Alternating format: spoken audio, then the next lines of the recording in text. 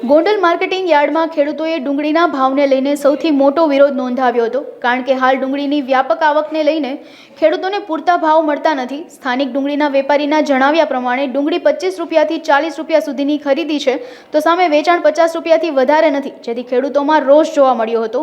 સરકાર ડુંગળી માટે અને તેના નિકાલ માટે કોઈ વ્યવસ્થા કરે તેવી હાલ વેપારીઓની માંગ છે। હાલ ખેડૂતોને ડુંગળીના ભાવ છે તે મળી નથી રહ્યા। અત્યારે રાજકોટની જ્યુબિલી શાક માર્કેટની અંદર દ્રશ્યો જોઈ શકાય છે।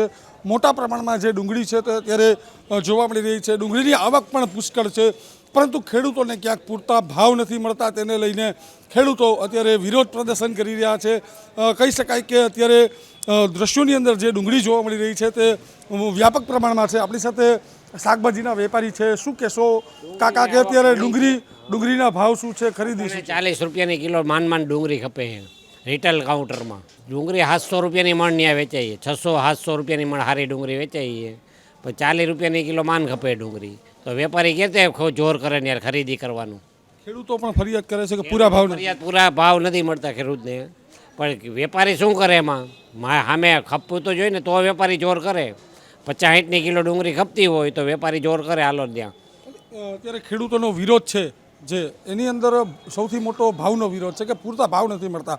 આખું વર્ષ મહેનત કરે છે, તમામ જગ્યાએ ખાતર છે, દવા છે, બિયારણ છે, બધું વાવે છે, છતાં એને ભાવ નથી મળતા। તમે શું કહેશો, સરકારે શું નિર્ણય લેવો જોઈએ? સરકારને નિર્ણય લેવો જોઈએ, નિકાસ કરે ડુંગળીનો, બહાર નિકાસ કરે તો અહીંયા બધાને પબ્લિકને ખેડૂતને સારું, ખેડૂતને પૈસા મળી રહે। આ બધા વિરોધની વચ્ચે જોઈ શકાય છે અત્યારે દ્રશ્યોની અંદર લોકો ડુંગળીની વ્યાપક પ્રમાણમાં ખરીદી કરી રહ્યા છે, કેમ કે ડુંગળી અત્યારે સસ્તા ભાવે મળી રહી છે। વેપારીઓને પણ ક્યાંક લોકલ જે રેસ્ટોરન્ટો, ખાણીપીણીના ધંધાર્થીઓને સૌથી મોટો ફાયદો થઈ રહ્યો છે, તો ખેડૂતને મોટું નુકસાન થઈ રહ્યું છે। આવક જે ડુંગળીની છે તે વ્યાપક પ્રમાણમાં હોય તેને લઈને અત્યારે સૌથી મોટી મુશ્કેલી છે તે ઉઠાવવી પડે છે, કેમ કે ખેડૂતોને આખું વર્ષ જે છે તે વાવેતર કરવાનું હોય છે, તેમ છતાં ભાવ ન મળતા સરકાર ઉપર અત્યારે ગોંડલ મુકામે જે ખેડૂતો છે તે પોતાનો આક્રોશ ઠલવી રહ્યા છે। કેમેરામેન જુનેદ સાથે ચેતન ઠકરાર, અબ તક ન્યૂઝ, રાજકોટ।